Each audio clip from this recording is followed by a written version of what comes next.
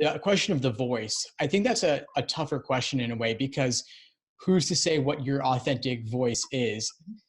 And then you can also think, well, you want to present the best possible version of yourself. So it's always like a tricky line to walk.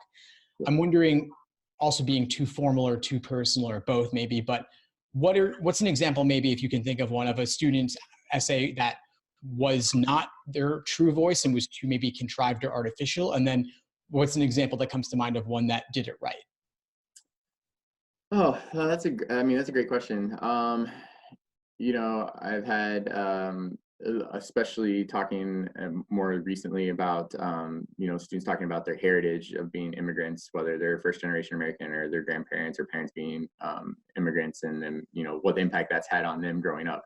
And so that's been a real focus, especially for students who want to go into immigration law or human rights, etc. So that can be it's really genuine. And you can tell when they're talking about the experience that they've had, the relationship they've had with those individuals who, sacrifice so much time. I had a student here I read who was talking about their grandparents coming over from Mexico, undocumented, years ago, and the sacrifices that they lived, basically living in squalor for years and years so that they could provide for their parents, who's then been able to really give them an opportunity that their grandparents never thought would have been able to happen and be able to come to law school. And so, just genuinely talking about those experiences, it really shines through. I would say talking about those that are really, you can tell is kind of fake to an extent. I don't say they're fake, but disingenuous a little bit, is when students, especially ones that have had generational of attorneys, so their parents have been attorneys, their grandparents have been attorneys, and they talk about basically that's why they want to go to law school, is so they can continue that. But you can really tell sometimes that they're only doing that because that's the expectation of their family, not because they really are wanting to come to law school or that's their true passion.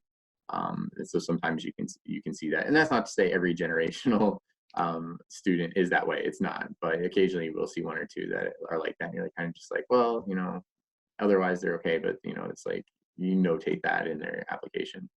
Thanks for tuning into the show. Please subscribe if you haven't done so already to be notified of new episodes as I release them. And feel free to reach out if you need anything at all as you move forward with your prep. I'm happy to help however I can. In the meantime, I wish you all the best and take care.